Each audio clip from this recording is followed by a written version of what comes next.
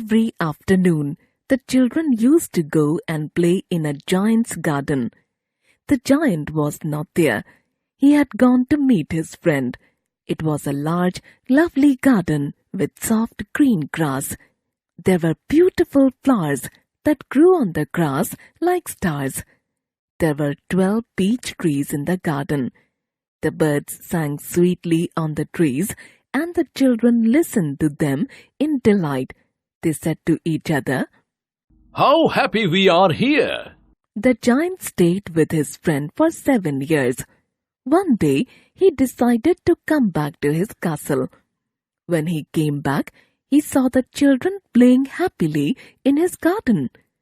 "What are you all doing here?" He cried in a gruff voice. The frightened children just ran away.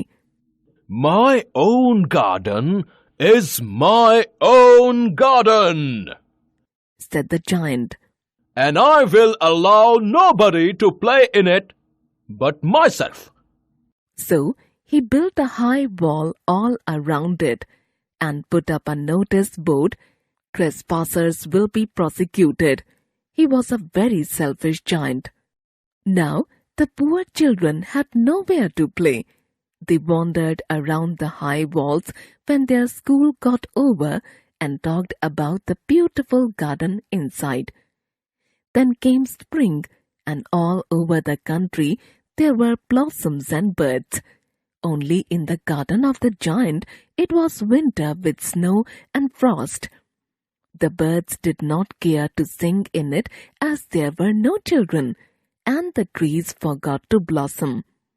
"I cannot understand why spring is so late in coming," said the selfish giant as he sat at the window and looked out at his cold, white garden. "I hope there will be a change in the weather soon." But spring never came, nor did summer.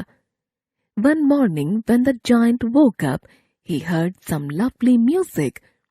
It was a little bird singing outside his window.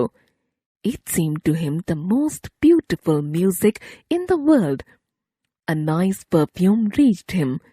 Hoping that spring had come to his garden at last, the giant jumped out of the bed and looked out. What did he see? He saw the most wonderful sight. Through a hole in the wall, the children had crept in, and they were sitting in the trees. The trees were so glad to have the children back again that they had covered themselves with blossoms. The birds were flying around, chirping with delight, and the flowers were looking up through the green grass and laughing. Some children were playing on the grass. It was a lovely scene. Only in one corner of the garden it was still winter. A very small boy was crying as he could not reach up to the branches of a tree. As the giant looked at this child, his heart melted. "How selfish I have been," he said. "Now I know why spring did not come here. I will knock down the wall, and my garden shall be the children's playground forever and ever." He was really very sorry for what he had done. So he crept downstairs and opened the front door quite softly and went out into the garden. But when the children saw him, they were so scared that they all ran away. The winter came back again. Only the little boy in the corner did not run. His eyes were full of tears, and he did not see the giant coming. The giant gently picked him up and put him on a branch of the tree. Birds came and sang on the tree, and there were blossoms on it again. The little boy flung his arms around the giant's neck and kissed him.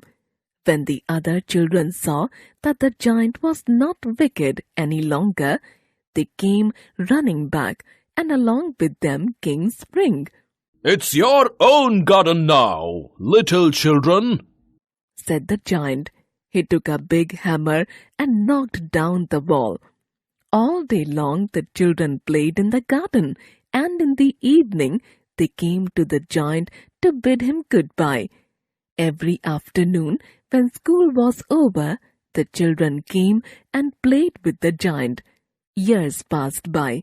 As the giant grew old, he sat on a chair and watched the children playing. He would say, I have many beautiful flowers, but the children are the most beautiful flowers of all.